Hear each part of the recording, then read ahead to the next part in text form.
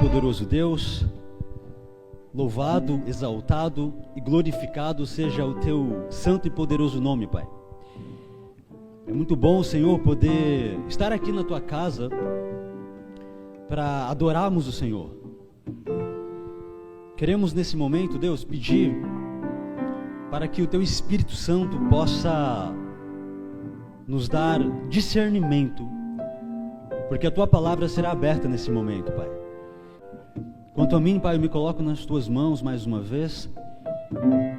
A boca é minha, mas a palavra é tua, Senhor. Receba toda a glória. Faça o teu reino avançar nessa noite. Em nome de Jesus, amém. Amém. Deus seja louvado. Boa noite para você. Que bom que você está aqui.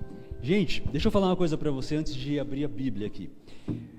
O mês mais feliz da minha vida, não o dia, o mês mais feliz da minha vida foi o mês de agosto de 2011, porque no dia 7 de agosto de 2011, foi o dia do meu batismo, o dia que eu entreguei a vida para Jesus, na Igreja Central de Curitiba. Foi um dia inesquecível, um dia maravilhoso, e 10 dias depois nasceu a minha filha, a Sara. Ali está a Sara, ela vai fazer 10 anos agora, então na verdade eu tenho 10 anos de idade também, né? Eu nasci 10 dias depois minha filha nasceu, então eu tenho 10 anos aí, de um novo nascimento, e a Sara 10 anos de idade. Então foi o mês mais feliz da minha vida, né? E hoje eu estava aqui olhando a apresentação da criança, depois teremos um batismo no final. São duas cerimônias maravilhosas que traz muita alegria para a igreja. É um dia de alegria, um dia de festa na igreja. Mas vamos dar continuidade então aqui aos domingos especiais. Na verdade hoje é o último tema, nós vamos finalizar, concluir a primeira parte, né? Porque vai continuar depois.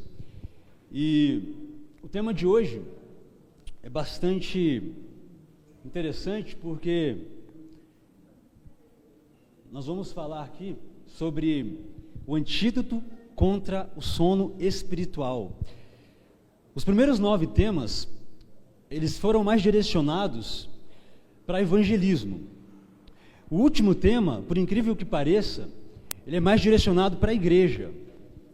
É um tema direcionado especificamente para a igreja.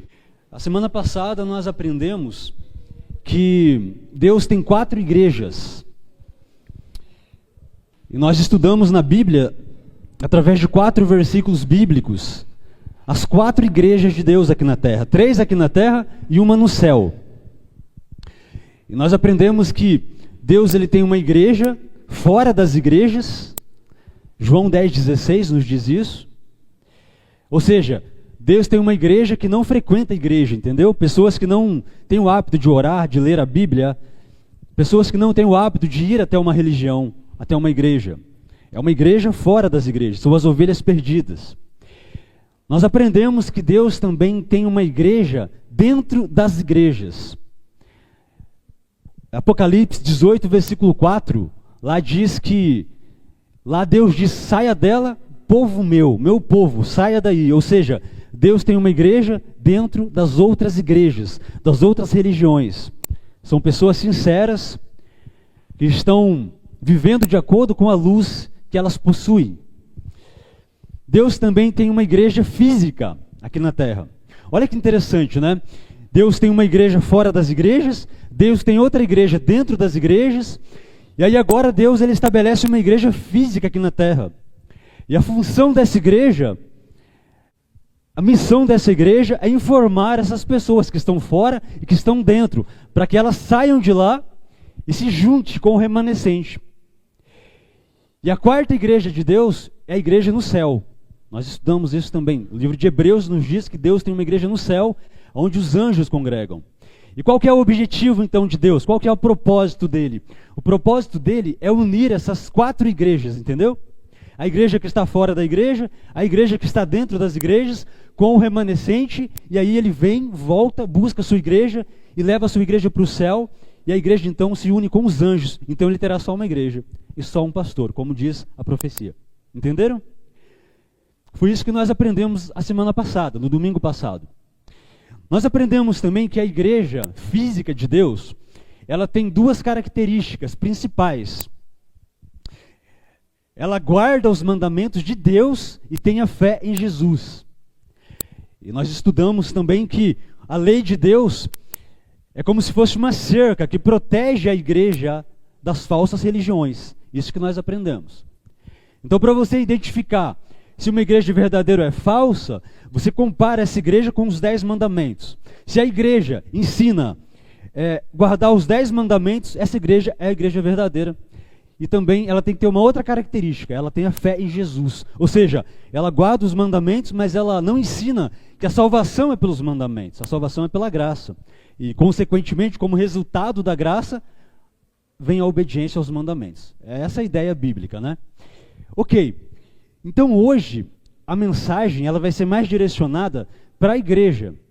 Ou seja, essa igreja que tem uma função, uma missão, uma incumbência especial aqui na terra. É para essa igreja que essa mensagem vai ser direcionada. E o apóstolo Paulo, ele vai trazer aqui para nós uma mensagem. Se você trouxe a sua Bíblia aí, pode abrir em Romanos 13, versículo 11. Esse vai ser o texto que nós vamos usar para desenvolver o tema. Eu só tenho 30 minutos hoje, então eu tenho que não acelerar, eu tenho que economizar aqui tempo, tá? Então eu vou bem direto no assunto mesmo. Romanos 13, versículo 11. O tempo é muito curto, a mensagem é muito importante, e nós temos um céu a ganhar e um inferno a evitar. Então preste bem atenção nessa mensagem, porque eu tenho certeza que Deus vai falar com você nessa noite. Então vamos lá. Romanos 13, versículo 11, o apóstolo Paulo tem uma mensagem para a igreja, e ele diz assim: e digo isto a vós outros, que conheceis o tempo, já é hora de vos despertardes do sono, porque a nossa salvação está agora mais perto do que quando no princípio cremos. Olha para mim aqui, em nome de Jesus, olha para mim. E esse versículo especificamente aqui, ele vai falar diretamente para a igreja, ou seja, e digo isso a vós outros que conheceis o tempo, ou seja, ele está falando para alguém que conhece, que tem conhecimento. Entenderam? Ele não está falando para pessoas que são ignorantes, que não têm conhecimento. Ele está falando para aqueles que conhecem o tempo. A palavra tempo aqui está dentro de um contexto, não de um contexto cronológico especificamente, mas de um contexto do tempo do fim. É para esse povo que Paulo está falando essa mensagem, para o povo que vive no tempo do fim. E digo isso a vós outros, vocês que vivem no tempo do fim, vocês que conhecem as profecias, vocês que têm muita informação, é para vocês que eu estou falando. É mais ou menos isso que ele está tentando dizer. E aí ele vai agora dizer o que ele tem para falar, né? Aqui na continuação do texto. Já é hora do quê? De vos despertardes do sono. E agora ele diz a razão por que a igreja precisa despertar do sono. Porque a nossa salvação. Outra coisa interessante aqui no texto é que a palavra salvação aqui, se você for estudar ela lá na Bíblia, a palavra original, ela não está dentro de um contexto ali de justificação, mas ela está dentro de um contexto de glorificação. Ou seja, em outras traduções vai aparecer aqui, ó, a vinda do Senhor. Ou seja, porque a vinda do Senhor, a glorificação, está agora mais perto do que quando no princípio cremos. Ou seja, o que Paulo está dizendo aqui, para ser mais claro com vocês, é que a igreja que viveria nos últimos dias, a igreja que foi escolhida por Deus para pregar uma mensagem específica, especial ao mundo, ela estaria o quê? Dormindo. É isso que ele está dizendo. Então ele traz essa mensagem, já é hora de despertar do sono. Agora vamos partir aqui para a continuidade. Uma pergunta aqui para nós. Em que sentido a igreja estaria dormindo? Qual seria o sentido dessa palavra? No livro Nos Lugares Celestiais, no dia 29 de novembro, está escrito assim: diligentemente, desinteressadamente, devemos proclamar a última mensagem de misericórdia nas cidades, nos caminhos e valados. Todas as classes devem ser alcançadas. Nenhuma delas deve ser passada por alto, sem que seja advertida. Um mundo está à espera de ouvir a verdade presente. Ou seja, ela está dizendo que o mundo está esperando ouvir uma mensagem específica, chamada de verdade presente. E essa mensagem deve ser diligentemente pregada para todas as classes. O outro texto vai dizer assim: Parábolas de Jesus, página 303. Há um estupor, uma paralisia sobre o povo de Deus, que o impede de compreender o dever do momento. Então, em qual sentido a igreja estaria dormindo? Ou seja, a igreja tem uma função, uma missão específica para proclamar, para pregar, e ela não está compreendendo, entendeu? Qual é o dever do momento. Por quê? Porque a igreja está num estado de sono espiritual. Por isso que o tema de hoje é esse: antídoto contra o sono espiritual. Hoje nós vamos aprender qual o remédio, qual o antídoto que nós devemos usar para nos despertar desse sono espiritual. E na verdade, irmãos, isso é profético, tá? Não sou eu que estou falando isso para vocês, a Bíblia fala isso. Se você estudar também a parábola das 10 virgens, ali você vai perceber que a igreja estava dormindo. E ela só despertou quando o noivo apareceu, né? E para algumas ali foi tarde demais, porque as virgens nécias, quando elas despertaram do sono, já era tarde demais para elas. Não tinha mais tempo, elas ficaram fora da festa de casamento, né? Então a Bíblia traz essa ideia de sono espiritual, que a última igreja, a Laodiceia, estaria passando por um estupor, um sono espiritual. Mas hoje você vai saber qual é o antídoto, tá, para esse problema aí da igreja. Um outro texto diz assim: nossa batalha é agressiva. Desfechos tremendos estão perante nós, e mesmo iminentes. Acendam a Deus nossas orações, para que os 4 anjos ainda retenham os 4 ventos, a fim de que não soprem para danificar nem destruir, sem que a última advertência haja sido feita ao mundo. Trabalhamos então em harmonia com as nossas orações, que nada reduza a força da verdade para esse tempo. A verdade presente tem que ser nosso principal assunto. Deve a mensagem do terceiro anjo realizar a sua obra, de separar das igrejas um povo que se decidirá em prol da verdade eterna. E agora você vai entender algo extraordinário aqui. Lembra que eu disse no começo que Deus tem uma igreja fora das igrejas e uma igreja dentro das igrejas? A mensagem que vai tirar esse povo aqui, ó, tá vendo aqui no final do texto? Ó, deve a mensagem do terceiro anjo realizar a sua obra. Qual é a obra dessa mensagem? Separar das igrejas um povo que se decidirá em prol da verdade eterna. Entenderam? É essa mensagem, a mensagem do terceiro anjo, que deve ser pregada pela igreja remanescente, porque é essa mensagem que tem a função de tirar das outras igrejas um povo que vai se decidir em prol da verdade eterna. É isso que o texto diz. Então, em qual sentido que a igreja estaria dormindo? Ela estaria dormindo no sentido de não estar pregando a mensagem do terceiro anjo. Nesse sentido. Porque enquanto essa mensagem, entenda isso, enquanto essa mensagem não for pregada a todo mundo, Jesus não vai voltar. Se você falar para as pessoas da volta de Jesus, da salvação pela graça, você não está cumprindo a sua missão. Entendeu? É nesse sentido que nós estamos dormindo. Entenderam? Quem está entendendo, diga amém. Quem está comigo, diga amém. Agora veja bem, o terceiro anjo aqui, irmãos, ele tem na verdade 2 funções. Olha que incrível isso aqui. A primeira função dele, por exemplo, eu sou o resultado disso. Foi essa mensagem que me tirou da igreja que eu estava e me trouxe para cá. Entendeu? Quando eu estudei Apocalipse 13 pela primeira vez, eu compreendi aquela mensagem, foi através dessa mensagem que eu tomei a minha decisão. Eu participava de uma outra igreja. Quando eu entendi isso, eu vim para essa igreja. Então essa mensagem me tirou de lá e me trouxe para cá. Essa é a função dessa mensagem. Porque eu ouvi alguém pregando essa mensagem um dia. Uma pessoa que teve coragem de falar e ela pregou. E na primeira impressão eu fiquei meio ofendido, mas depois eu fui estudar, entendi e aceitei a mensagem. Mas essa mensagem ela tem 2 funções. A primeira função, então, é separar das igrejas condenadas, ok, da Babilônia espiritual, o povo que está lá, o povo meu, que Deus disse. E a segunda função dessa mensagem é a seguinte. Olha só que incrível isso aqui. Vi então o terceiro anjo. Disse meu anjo acompanhante: terrível é a sua obra, tremenda sua missão. Ele é o anjo que deve separar o quê? O trigo do joio.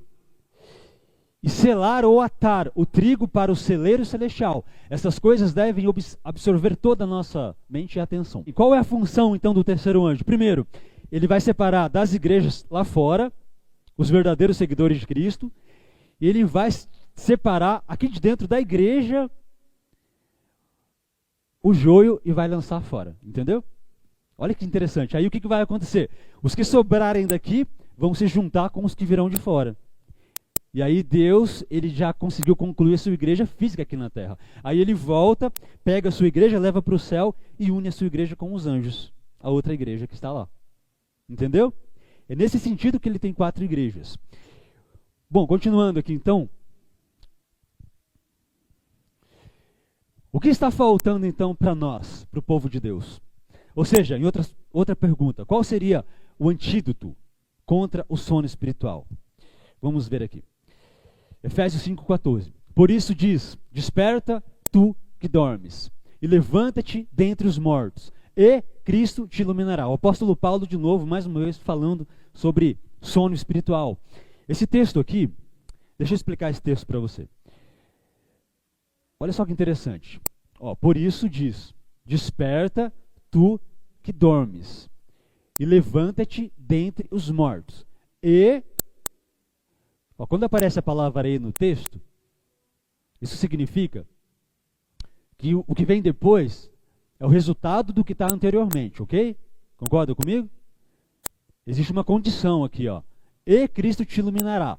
Então, o texto está dizendo o seguinte: para que Cristo me ilumine, né? Primeiro eu tenho que fazer o quê? Despertar do sono. Entendeu?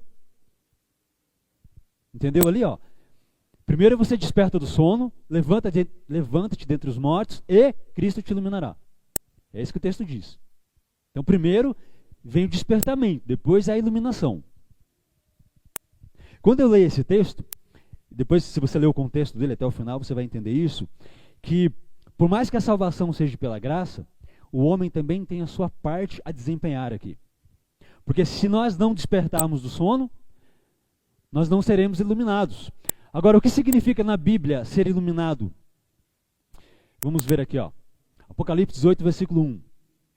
Depois destas coisas, vi descer do céu outro anjo, que tinha grande poder. E a terra foi o quê?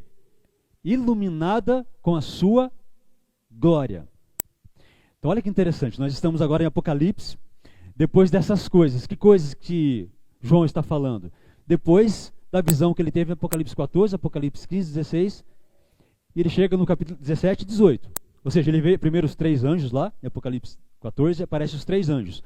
Em Apocalipse 18, aparece um 4º anjo. Entenderam? É como se fosse um 4º anjo. E esse anjo que aparece aqui em Apocalipse 18, ele vai iluminar toda a terra com a sua glória. Aí eu pergunto para você, quem é esse 4º anjo aqui? Os 3 anjos lá nós sabemos que representa a igreja adventista, né? As 3 mensagens angélicas. 3 anjos com 3 mensagens angélicas. Agora aparece um 4º anjo. E quem é esse 4º anjo? Alguém aqui sabe? Eu também não sabia, mas um dia eu estava lendo uma meditação matinal e eu me deparei com esse texto aqui. Olha só que interessante. A chuva serôdia há de cair sobre o povo de Deus. Um poderoso anjo descerá do céu, e toda a terra se iluminará com a sua glória. Entendeu ali a colocação que ela faz? Ela está dizendo que esse anjo que aparece lá em Apocalipse 18 representa o quê? A chuva serôdia. Ou seja, o derramamento do Espírito Santo. Então eu pergunto para você agora, qual é o antídoto contra o sono espiritual? O derramamento do Espírito Santo. Entendeu? É o Espírito Santo que vai nos despertar do sono. Agora tem um detalhe. Deixa eu avançar aqui. Quando a terra for iluminada com a glória do anjo de Apocalipse 18, os elementos religiosos, bons e maus, despertarão do sono, e os exércitos do Deus vivo se colocarão em campo. Ou seja, quando que a igreja vai despertar do sono? O texto diz, quando o anjo de Apocalipse 18 se manifestar. Entendeu? Entendeu ali o contexto? Ou seja, quando esse anjo aqui se manifestar, os elementos religiosos, bons e maus, despertarão do sono. E aí, quando isso acontecer, os exércitos de Deus se colocarão em campo. Quem são os exércitos de Deus que ela está falando? As suas 3 igrejas. Entendeu? Entendeu a ideia da mensagem? Ou seja, os exércitos de Deus vão se unir para fazer o quê? Para dar o quê? O alto clamor, a última mensagem. Em que momento a chuva serôdia vai cair? Vamos ver aqui. A grande questão que está tão próxima, o cumprimento do quê? Da lei dominical. Eliminará aqueles a quem Deus não designou, e ele terá um ministério puro, leal, santificado e preparado para a chuva serôdia. Continuando aqui. Qual a função da chuva serôdia? Nesse tempo, a chuva serôdia, ou o refrigério pela presença do Senhor, virá para dar poder à grande voz do terceiro anjo e preparar os santos para estarem de pé no período em que as 7 últimas pragas serão derramadas. Então, qual que é a função do terceiro anjo? Qual que é a função da chuva serôdia? Dar poder para a voz do terceiro anjo. Qual é a função do terceiro anjo? Separar das igrejas um povo, separar da igreja o trigo do joio, e aí vem a chuva serôdia e dá poder para a voz do terceiro anjo. E a mensagem é concluída. Entenderam? E vamos lá, vamos para a parte final aqui então. Mas tem um detalhe. Para você receber a chuva serôdia, é necessária uma preparação antecipada. Esse é o grande detalhe. Quem não se preparar antecipadamente, não vai receber a chuva serôdia. E aqui está o grande detalhe da mensagem. Porque olha só, já vou concluir a mensagem aqui, mas você precisa entender isso. Qual que é o propósito de Deus então? Para finalizar aqui. O propósito de Deus, irmãos, é agregar a sua igreja aqui na terra, tá? Preparar essa igreja para dar o alto clamor. O alto clamor ele vai ser dado depois que a igreja receber a chuva serôdia. Só que para mim receber a chuva serôdia, eu preciso de uma preparação antecipada, uma preparação prévia. Esse é o grande detalhe. É por isso que as virgens nécias, elas ficaram fora da festa, porque elas não tinham o quê? O azeite de reserva. O que representa o azeite de reserva? A chuva serôdia. O Espírito Santo de reserva. Ou seja, elas tinham conhecimento teórico de Deus, mas não tinham conhecimento prático, porque é só o Espírito Santo que vai tornar possível uma pessoa ter um conhecimento prático de Deus, desenvolver um relacionamento com Ele. Então, é necessário uma preparação prévia. Nós vamos partir aqui para a conclusão agora. Olha só esse texto. Foi-me mostrado que, se o povo de Deus não fizer esforços de sua parte, mas esperar apenas que sobre eles venha o refrigério, para deles remover os defeitos e corrigir os erros, se nisso confiarem para serem purificados da imundícia da carne e do espírito, e preparados para tomar parte no alto clamor do terceiro anjo, serão achados em falta. O refrigério ou o poder de Deus só atingirá os que se houverem para ele preparado, fazendo o trabalho que Deus ordena, isto é, purificando-se de toda a impureza da carne e do espírito, aperfeiçoando-se em santidade, no temor de Deus.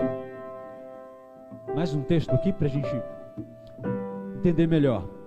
Vi que muitos negligenciavam a preparação tão necessária, esperando que o tempo do refrigério ou da chuva serôdia os habilitasse para estar em pé no dia do Senhor e viver a sua vista. Ó, quantos vi eu no tempo de angústia, sem abrigo. Então esses textos são bem claros. A igreja precisa se preparar para esse momento, mas aí eu pergunto para você, para a gente concluir, e o que nós devemos fazer diante dessa situação? Qual deve ser a nossa reação diante disso? Qual deve ser a nossa atitude diante dessa situação, dessa realidade que a igreja está enfrentando? Eu quero concluir aqui a mensagem com o último texto, que está lá no livro de Joel, capítulo 2. Joel, capítulo 2, se você ler o versículo 23 depois, ele vai estar falando da chuva serôdia, da chuva temporã e da chuva serôdia. E antes disso, ele vai dizer assim para nós: ainda assim, agora mesmo, diz o Senhor, convertei-vos a mim de todo o vosso coração, e isso com jejuns, e com choro e com pranto, e rasgai o vosso coração, e não as vossas vestes, e convertei-vos ao Senhor vosso Deus, porque Ele é misericordioso e compassivo, e tardio em irar-se, e grande em benignidade, e se arrepende do mal. Amém? Amém, igreja? Então essa deve ser a nossa reação diante de Deus, nos converter a Ele de todo o nosso coração, rasgar o nosso coração diante do Senhor. Como que nós fazemos isso? Através de um reavivamento e de uma reforma. Reavivamento e reforma antes que seja tarde demais. Então, igreja, essa é a mensagem que eu quero deixar aqui para vocês, para a gente concluir a minha parte aqui nos domingos especiais.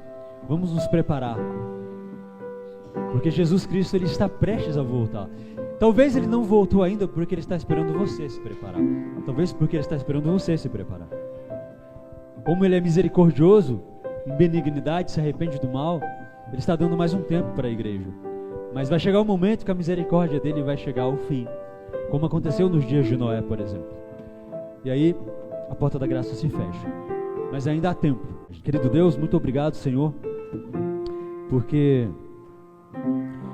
nessa noite maravilhosa, essa noite de festa, essa noite de alegria, onde pessoas vão estar aqui entregando a vida para o Senhor, nós também, Pai Santo, queremos entregar a nossa vida para o Senhor mais uma vez.